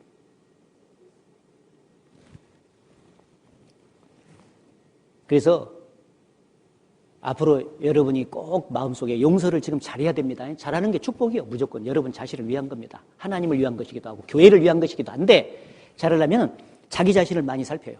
하나님 앞에. 아셨죠? 그래서 막 낙심하고 절망하라 그 말이 아니라 그렇게 부패된 인간인데도 불구하고 여전히 영혼을 사랑하시고 죄를 용서하시고 지금도 허물 많고 부족하지만 그래도 교회 안에 나 같은 것을 붙잡아서 주님의 완전을 이루기 위해서 나를 써주신 것만 해도 감사하다. 네? 그 마음 꼭 가지시기를 바랍니다. 은혜요, 은혜. 구원해 준 것도 은혜고 주님의 몸된 교회 포도원에서 일할 수 있는 기회를 주시고 지금도 부분적으로 써주신다는 그 자체만 해도 은혜가 아니냐 그 말이에요. 은혜 고맙고 고마워라 이 생명 바쳐서 충성하리. 은혜를 죄가 많은 곳에 은혜가 넘치니까 그걸 꼭 깨닫시기 바랍니다. 두 번째, 용서를 잘하기 위해서는 용서의 조건을 달지 마라. 조건. 이렇게 네가 하면 내가 용서하겠다라는 그 심보가 우리 육신 속에 꼭 있단 말이에요. 그런데 성경은 이렇게 하면 용서해 주겠다 그게 아니야. 하나님이 우리를 용서할 때 조건 없이 용서했잖아요. 우리가 태어나기도 전에 용서해봤는데 무슨 조건이 있겠어. 그죠? 예. 너희가 조금 더 올바로 살면 내가 용서해 주겠다는 둥, 너희가 하나님 나 보기에 조금 이쁜 짓을 하면 용서해 주겠다는 둥, 그런 말이 없다니까. 그런 것 없이 그냥 조건 없이 용서를 한 거예요. 그러니까 조건 없이 용서를 받았으면서 우리는 왜 다른 사람을 용서할 때 조건을 끄집어 들여가지고 용서하려고 그러냐 그 말이야. 한 대로 해야지. 받은 대로 해야지. 그런 얘기요. 그래서 이제 왜 조건을 달라고 하는 특징이 생기는가 봤더니 성경에 이런 게 나오잖아요. 너희가 예물을 제단에 드리다가 형제에게 원망 들을 만한 일이 생각나거든. 예물을 제단에게 드리는 일을 그냥 그만 우선 놓고 일단 형제하고 사과하고 화목하고 와서 예물을 드리라. 그런 말이 있거든. 그 말은 원망 들을 만한 일이 생각난 그 사람에게 한 말이에요. 그죠? 그 사람에게 지금 한 말이지. 사과를 받을 사람에게 한 말이 아니잖아요. 맞아요? 네. 그러니까 각자 자기에게 해당되는 말씀으로만 받아야 되는데 문제는 상대방에게 한 말씀을 자기에게 적용하니까 문제가 된다 그 말이에요. 예를 들어서 아내들이여 자기 남편에게 복종하기를 죽게 하듯 하라 명령을 해놨어. 남편이 가만히 보니까 아내한테 명령이 진짜 자기한테 좋아 보여. 말 안 듣거든 지금. 여보 당신한테 지금 한 말이 이 말이잖아. 왜 나한테 복종 안 하는 거야? 그걸 그때 써먹으라고 한 말이 아니다 그 말이에요. 자기는 그걸 볼 것이 아니라 남편들아 아내 사랑하기를 그리스도께서 교회를 위하여 자기 자신을 주심같이 사랑하라. 자기 목숨처럼 목숨보다 아내를 더 사랑하라고 했는데 그것만 실천하면 될 사람이 왜 아내 것을 봐? 아내는 아내한테 명령한 말씀만 딱 보면 돼.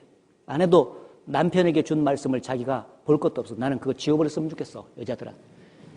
저기 성경에 상대방에게 한 말은 해당 안 되는 건 지워도 될 것 같아. 왜냐면 자꾸 그거 보면서 조건을 달라 그러니까. 조건 달지 마세요. 알았죠? 그래서 조건 없이 무조건적으로 용서받았기 때문에 나도 무조건적으로 용서하는 거다. 자, 여러분이 율법을 지킴으로 구원을 받았다면은 조건 달아도 돼. 이에는 이, 눈에는 눈, 그게 율법이거든. 그런데 율법으로 구원받은 것이 아니라 사랑으로 구원받았기 때문에 조건 없이 여러분은 용서해야 될 입장에 선다. 그런 얘기입니다. 자, 그런데 여기서 중요한 문제를 하나 또 거론을 해드릴게요. 허물을 용서를 해라고 계속 하니까 말이죠. 어떤 사람들은 이 말씀을 악용하는 사람들이 있어요. 악용. 무슨 얘기냐면은 자기는 남들한테 상처를 막 주는 거예요. 마음대로 살아. 근데 성경이 용서해라고 했잖냐. 나는 원래 이런 사람이야. 나는 원래 성격이 이런 사람이야. 그런데 말은 주고 상처는 이렇게 일시적으로 주는데 원래 뒤끝은 없어. 그러니까 그런 줄 알아.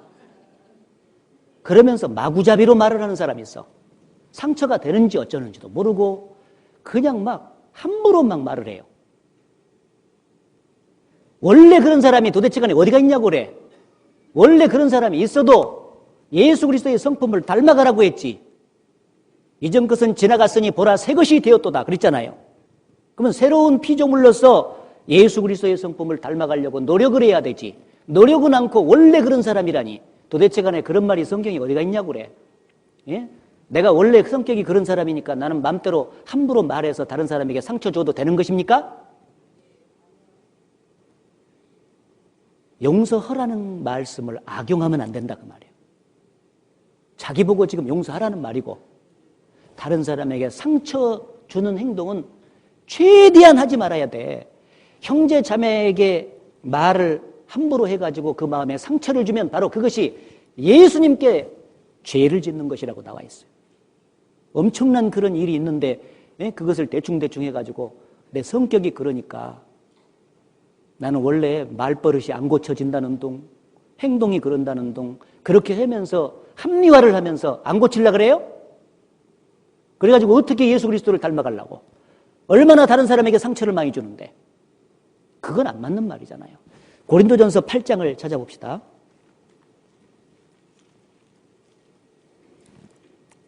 고린도전서 8장.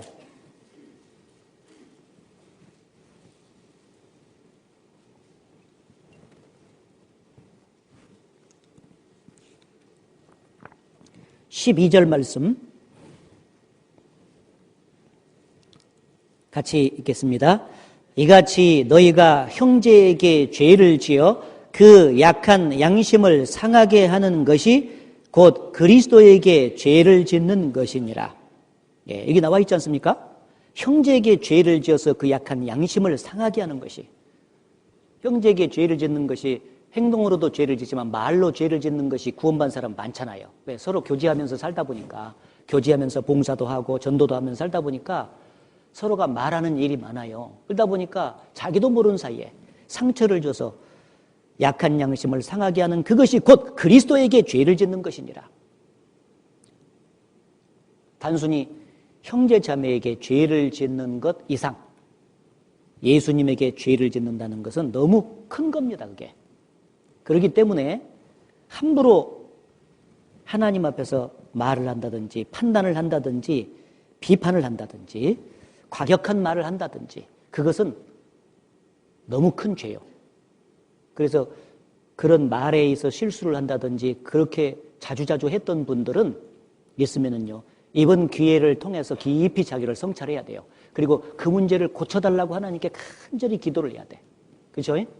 다른 사람에게 나를 이해해달라고 하기 전에 다른 사람은 용서하려고 노력하겠지.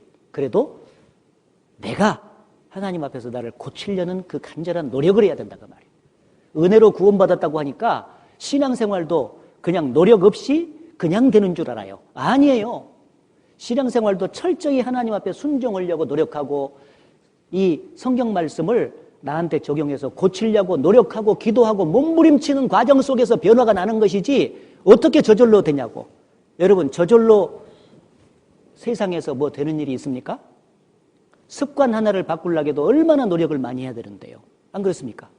아침에 일찍 일어나는 습관 한번 들여보세요. 만약에 1시간 당기려고 할 때 그게 제대로 쉬운 일입니까? 예, 절대 노력 없이는 안 되는 것입니다. 신앙생활은 수고한 만큼 주님의 은혜에 기대서 기도하고 수고한 대로 뿌린 대로 거두는 것입니다. 내가 노력을 하고 그렇게 주님처럼 말하고 행동하려고 노력하면 할수록 점점 주님은 그렇게 될 수 있도록 도와주실 거예요. 그러나 나는 어차피 그런 사람이라고 합리화하면서 변명하면은요, 그 사람의 말과 행실은 절대 안 고쳐진다는 사실을 알아야 돼요. 시간의 흐름만 있지 신앙은 성장은 안 되는 것입니다. 잠언 12장을 찾아보겠습니다. 잠언 12장.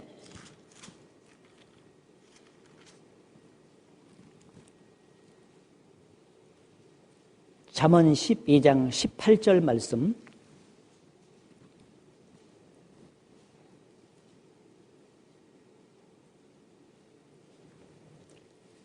같이 읽겠습니다. 혹은 칼로 찌름같이 함부로 말하거니와 지혜로운 자의 혀는 양약 같으니라.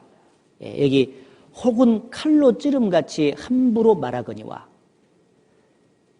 혹시 이렇게 말하는 습관이 배어있는 사람들은요, 반드시 고쳐야 됩니다. 그리고 고칠 수 있습니다. 노력하면. 그런데 이것을 안 고치고 변명하면 절대 안 됩니다. 디모데전서 5장으로 가보겠습니다.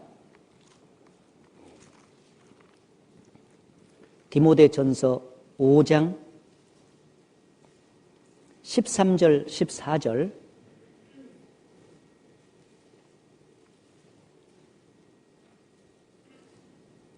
13절. 또 저희가 게으름을 익혀 집집에 돌아다니고 게으를 뿐 아니라 망령된 편론을 하며 일을 만들며 마땅히 아니할 말을 하나니.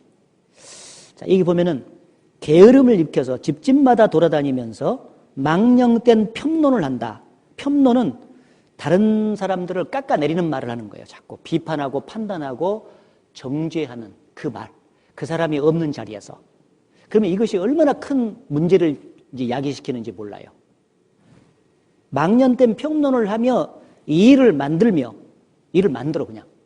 이게 일이 뭐 건설적인 일이면 얼마나 좋겠어요. 근데 문제가 되는 어떤 그런 것이 일을 만들어진다 그 말이에요. 마땅히 아니할 말을 하나니.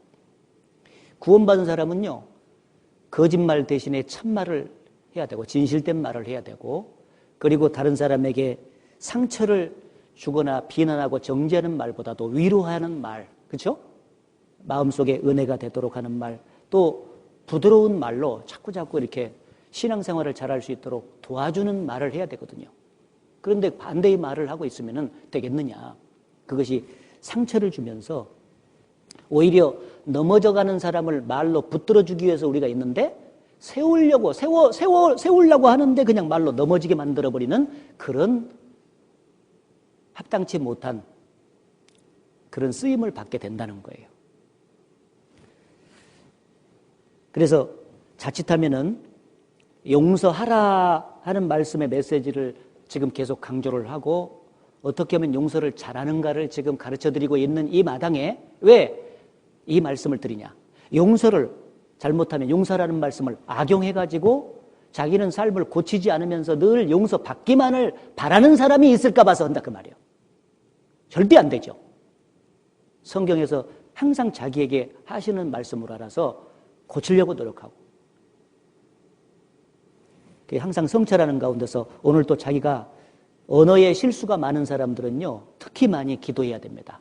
요 기도 하나 하세요. 시편 141편 시편 141편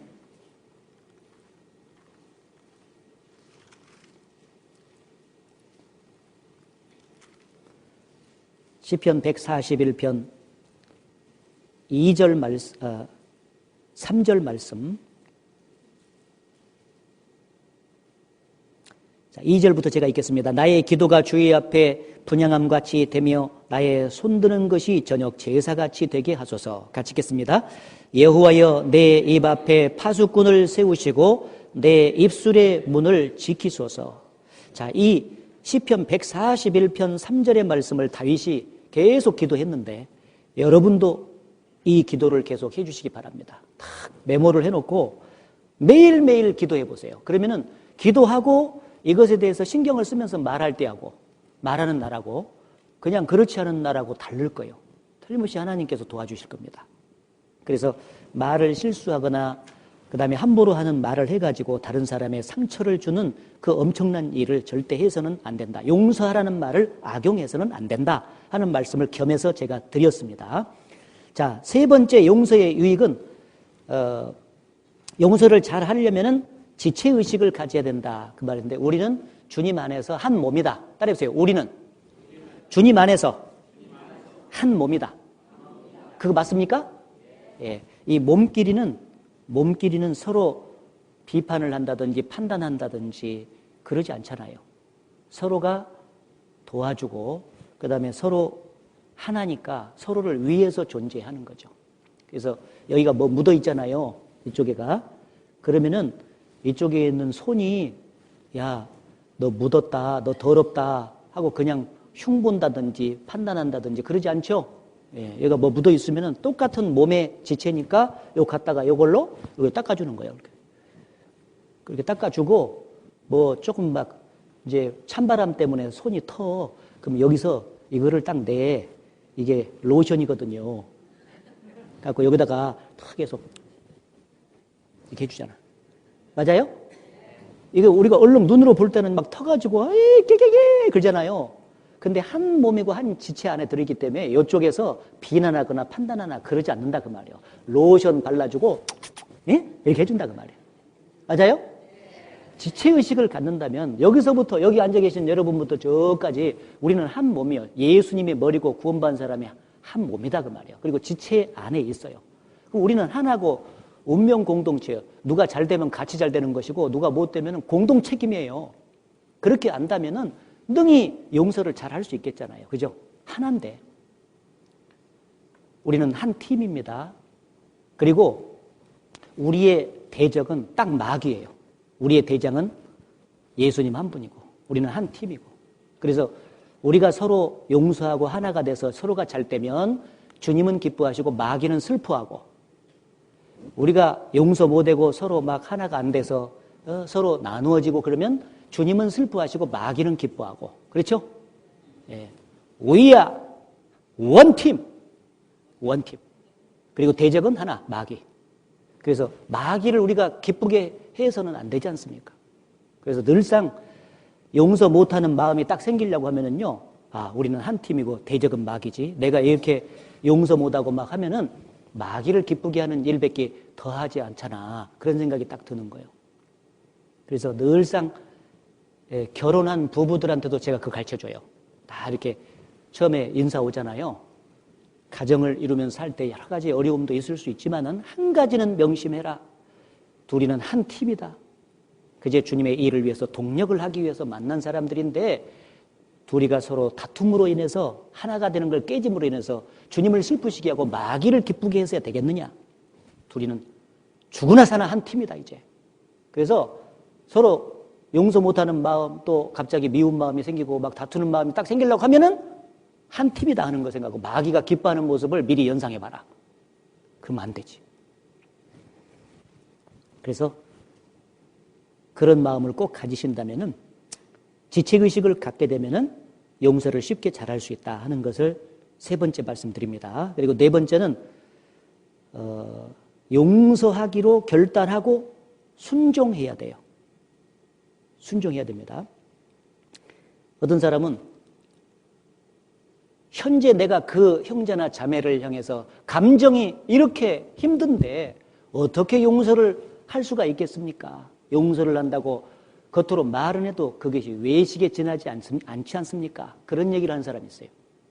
그러면서 계속해서 자기 감정에 충실해지려고 노력하는 사람이 있어요. 자기 감정에 충실해지려고 노력하는 사람은 절대 용서 못하게 돼 있어요.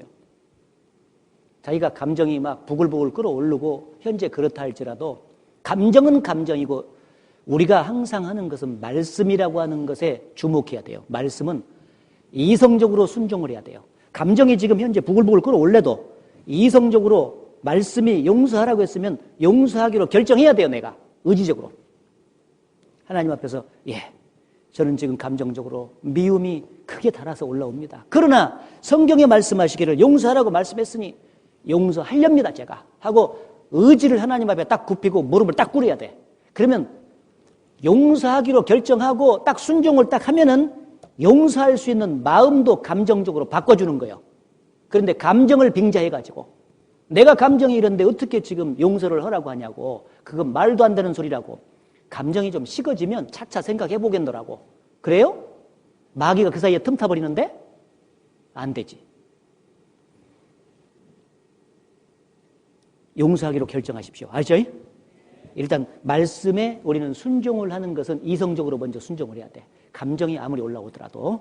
그래서 순종하고 그리고 하나님 앞에 용서할 수 있는 마음을 달라고 하면은 하나님께서 그 감정도 용서할 수 있는 분위기로 반드시 바꿔줄 것입니다. 그것을 불가능하다고 생각하시는 분 있습니까? 하나님은 창조주십니다. 아무것도 없는 것에서 모든 것을 만드셨고 육체만 만드신 것이 아니라 여러분의 마음도 만드신 거예요. 평안도 짓고 환난도 창조하시는 분입니다. 그 전능자가 어찌 그 기도를 응답 안 해주시겠습니까? 문제는 내가 감정에 충실하려고 하다 보니까 절대 용서할 수 없어. 그러면서 기도도 하지 않고 용서하려고 결단도 하지 않고 순종도 말씀에 하지 않으니까 용서가 안 되는 거죠. 진짜로. 예. 예. 이런 말을 한 제가 미워요? 안 밉죠? 예. 어떤 분은 미울 수 있어, 잘못하면.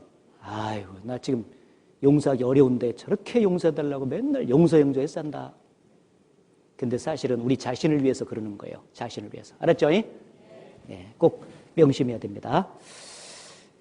그리고 용서를 잘하기 위해서 이제 두 가지만 더 말씀하고 마무리 짓게요.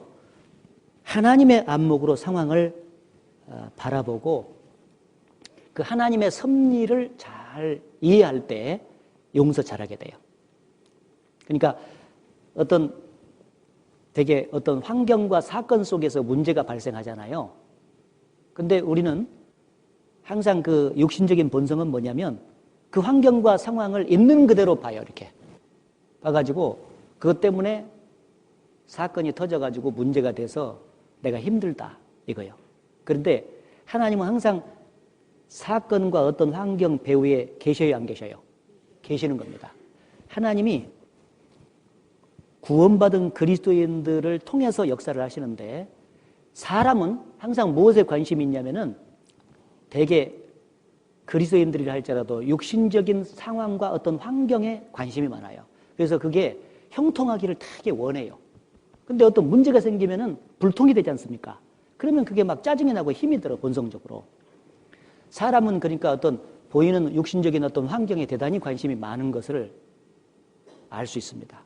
근데 하나님은 육신적인 것이 좋은 환경이든 나쁘긴데 그것에 전혀 관심이 사실은 없습니다. 관심이 있지만은 어디에 더 관심이 있냐면은 그러한 상황과 사건이라고 하는 그것을 통해서 나라는 사람이 예수 그리스도의 인격으로 바꿔지고 연단돼서 성장되는 것에 관심이 있어요.